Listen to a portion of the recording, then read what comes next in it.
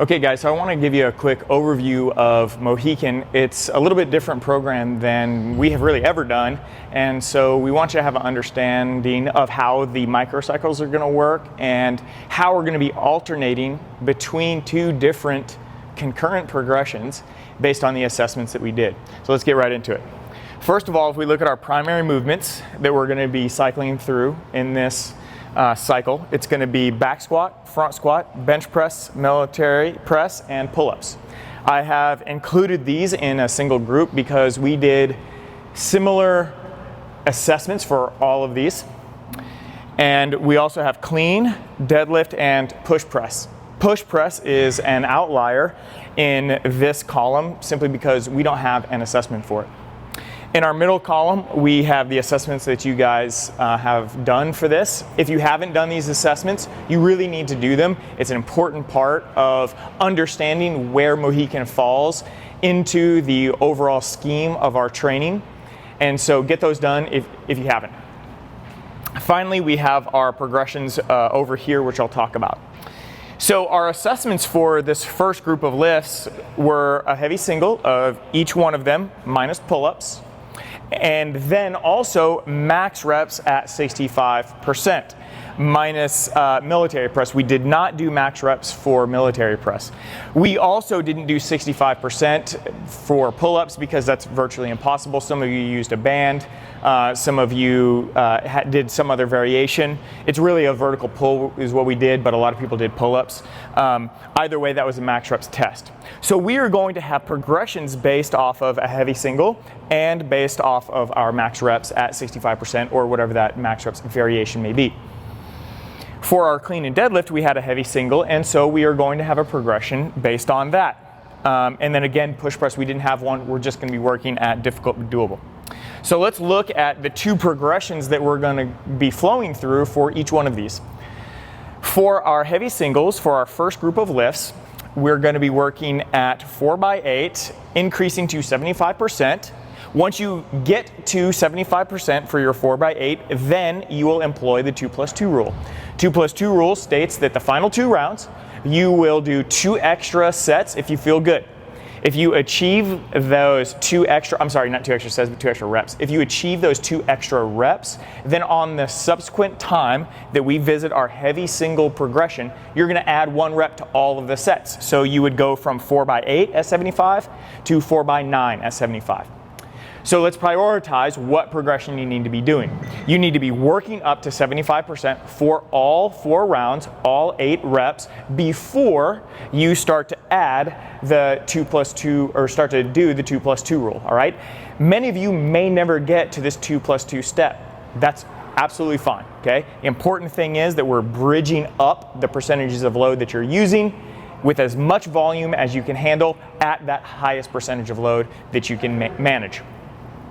Now, you'll notice that this 75% isn't really true for bench press and military press. We are going to be working mostly at 65% for both of those. I've written down just what we're going to be focusing on for our front squat and back squat numbers. So keep that in mind. It'll be 65% for our upper body work. I do have a little bit of leeway with the programming in that I may require that 75% for our upper body movements, but I don't think so just based on how difficult that would be. Let's stay in our heavy single column. For our clean and our deadlift, we're going to be working up to doubles and triples at 55 to 75% for clean. And for deadlift, we're going to be working doubles and triples at 65 to 75% of our 1RM. So ranges that you guys are going to work in for both of those lifts. One of the reasons that we're doing that is because we're combining these on the same day, which means that your central nervous system is going to be experiencing some fatigue. We're accounting for this fatigue in a couple of ways. Number one, there's a ceiling on the weight that you can use. Number two, we're going to be working at very limited volume. Doubles and triples means that every round you're only going to do 2 or 3 reps for that round. Doubles and triples at these weights are relatively low, just like 4x8 at 75% is relatively high. We are allowing this alteration of intensity from our central nervous system on certain days in a systematic way. All right, this is intentional. So that will allow you to account for central nervous fatigue, and it's going to keep you working on getting stronger. Not so much hypertrophy at this volume or this load, but certainly working on the technical proficiency needed to execute both of these lifts. And then finally, for push press, since we don't have a assessment, then we're just going to be working at difficult but doable or a subjective loading. You're going to go by feel. So that's how one of the progressions are going to work based on the assessments that we've done. Over on the other side, for this first group of lifts, we also did this max reps at 65% assessment. So we're going to have a progression for that.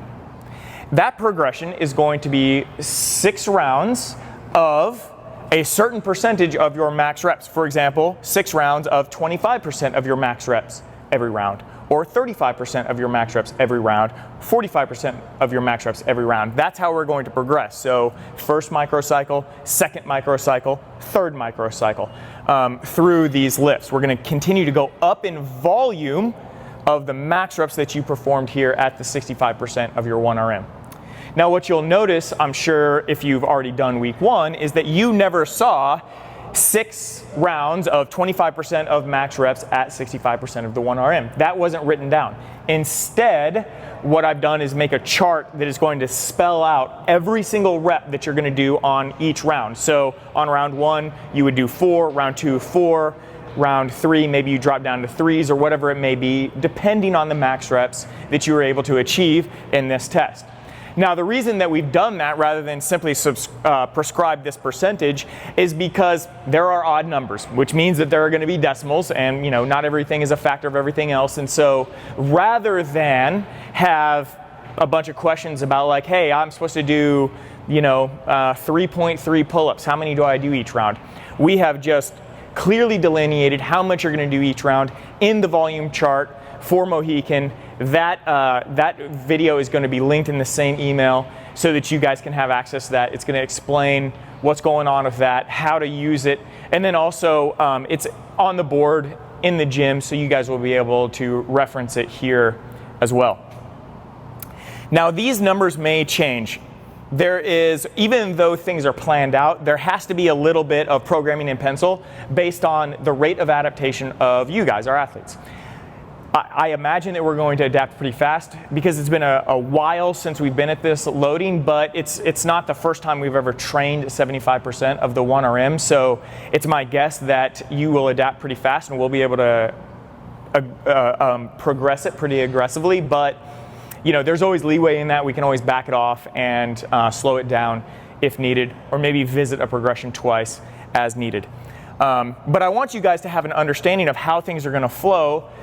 And then I want to once you understand this, you can kind of understand how this is going to fit into the bigger picture of Comanche Mohican and the next program, which is going to be a peaking program. Comanche was very much a base building program. We were working on building up that volume. We did it mostly via max reps on those final rounds of all the work that we were doing. That way you can individualize the volume that the volume progression that you're making in a way that allows people who are adapting quickly to add a lot of volume, people who are adapting not so quickly to add a marginal amount of volume, but everybody's getting what they need. So that was Comanche, base building, volume building.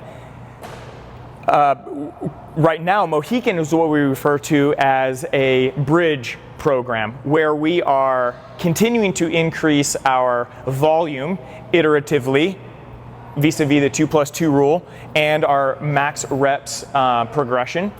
But also we are looking to bridge up between the 50 to 65% 1RM that we were working in Comanche to the 80+% that we will be working in the next program, which will be a peaking program. Now, anytime you have a bridge program, you're going to have some of the hardest sessions, some of the hardest training that you can have, because you're pushing both volume and intensity simultaneously.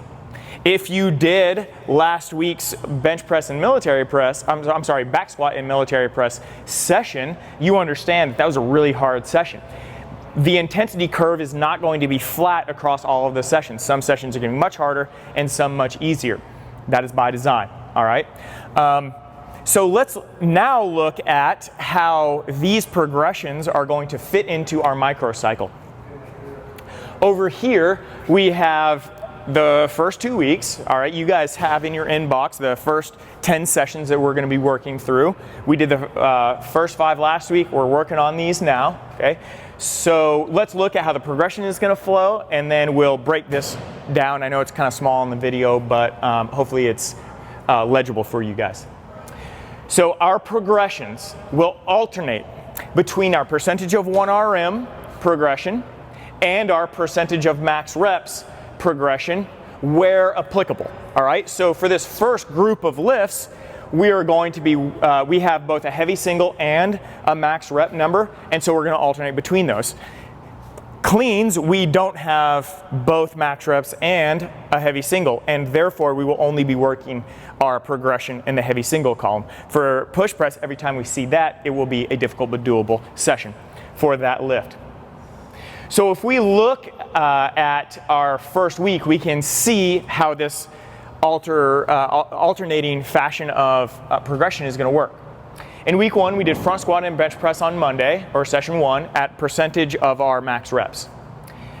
Session 2 is a sprint session.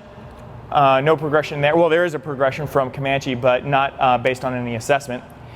Session 3 was back squat and military press at a percentage of your 1 RM. That was that 4x8. Session 4 was an aerobic capacity session. Very intense, very easy. And then on Friday, we did our deadlift variation and our clean variation, again at a percentage of our 1 RM. Yesterday, we did our push press and work capacity effort, where we worked up to difficult but doable here. And then our optional session on session 7 or session 2 of week 2 is a pump / power / agility session. Now, we could bracket off this right here as our first microcycle, okay? It's 7 sessions, which is a really odd number because typically we do 5 and then we stack it vertically, and it's very easy to read up and down. This is different though because we have a little bit more going on. So on Wednesday, our session 3 of week 2, we're going to be doing front squat and bench press at a percentage of 1 RM. Now that is the alternating method of working these 2 progressions concurrently. Here, progression of max reps. Here, progression of 1 RM. Okay, you needed the chart here. You're just going to need the 1 RM here because it's going to be a 4x8 that we're working at those different percentages or percentage ranges. And then we're going to have a sprint session after that, and then we're going to have back squat and pull up. Now, we did back squat here in military press because we have a percentage of 1 RM for both of these lifts. We do not have a percentage of max reps for military press, so this is where we're going to do our vertical pull work here with our back squat when we alternate that progression. So it'll be back squat at percentage of max reps, and then pull-ups at a percentage of our max reps. And then on week 3, we can see how this microcycle is going to continue. Deadlift and clean got pushed into week 3, so we're going to work that percentage of our 1 RM there. Aerobic capacity session, push press plus a work capacity again in week 3. Pump, power, agility, and then we're going to finish up with front squat and front squat and bench press again at a percentage of our max reps. Again, alternating this. This is a very clear example of how we're going to be alternating between these 2 concurrent progressions. This is how Mohican is going to flow, and we are going to continue to work through this for 6 to 8 weeks. Again, it's really going to depend on the rate of adaptation and how and who is able to sort of move through all of the progressions in a way that where progression actually happens, because bridging may take a little bit more time because we haven't done it for a while, and it's especially difficult before we get into the peaking period. Our peaking period doesn't need to be very long. If you look at the length of Comanche and Mohican relative to the third program in this cycle, they're going to be 80 50% probably of all the work that we're going to do, and then that peaking period is going to be really short, because the idea is that we're just going to really sharpen the edge, and then we're going to get into our 1RMs and we're going to see if we can hit some new PRs and some new numbers there, and then we'll roll into our next macro cycle afterwards. So expect this to be a little bit a longer cycle, but we have a lot going on, so there should be a lot of variety, a lot of ways to keep you guys engaged. I wanted to give you an overview because we have so much going on, and I want you to understand where we're coming from and how this is going to flow, so that you can have just a conceptual framework of what's happening every time you step in the gym. Thanks a lot, guys.